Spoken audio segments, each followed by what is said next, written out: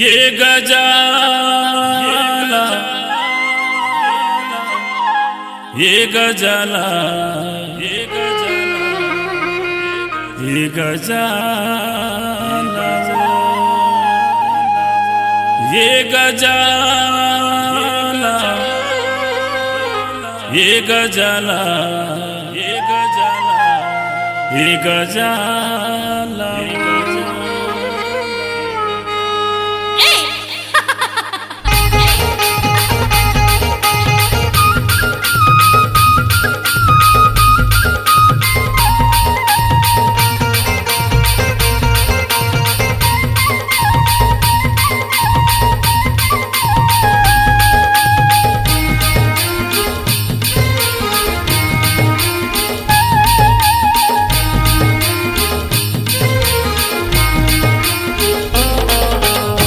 ये गजाला रानी रे तोर रूप हवे बंगाला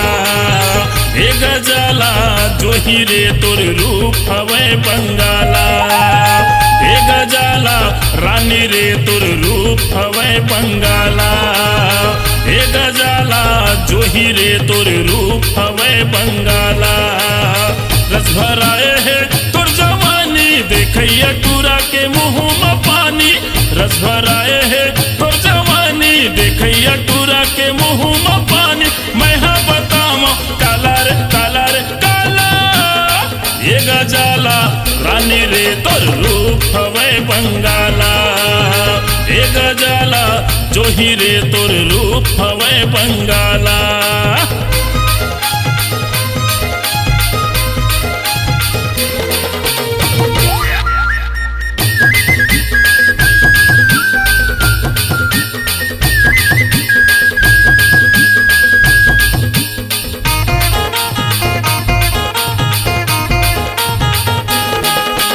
छत्तीसगढ़ के सब जिला माँ उठ गए के सवाल में तेरा नाम गढ़ खनसरा माँ हो गए हवे बवाल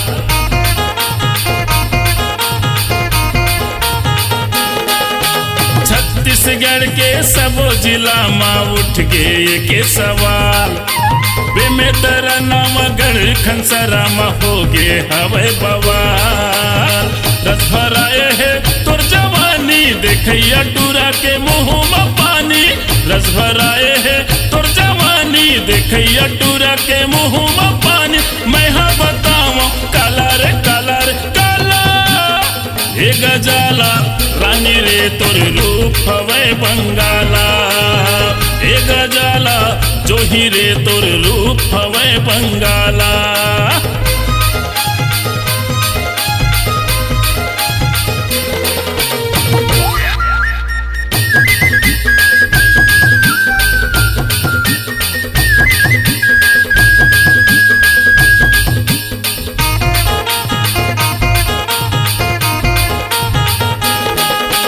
चढ़ती जवानी आमा कसाने लगे है तोर बरबानी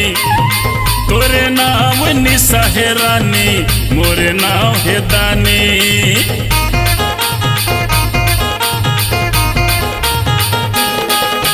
चढ़ती जवानी आमा कसाने लगे है तोर बरबानी तोरे नाम निशा है रानी मोरे नाम है दानी रस भराए है तोर जवानी देखैया टूरा के मुँह में पानी रस भराए है तोर जवानी देखैया टूरा के मुँह में पानी मैं हाँ बताऊँ काला रे काला रे काला ये गजाला रानी रे तोर रूप हवे बंगाला ये गजाला जोही रे तोर रूप हवे बंगाला ये गजाला रानी रे तोर रूप हवे बंगाला ये गजाला जोही रे तोर रूप हवे बंगाला रस भराए है तोर जवानी देखैया टूरा के मुँह में पानी रस भराए है तोर जवानी देखैया टूरा के मुँह में पानी मैं हाँ बताऊँ काला रे काला रे काला ये गजाला रानी रे तोर रूप हवे बंगाला हे गजाला जोही रे तोर रूप हवे बंगाला हे गजाला रानी रे तोर रूप हवे बंगाला हे गजाला जोही रे तोर रूप हवे बंगाला।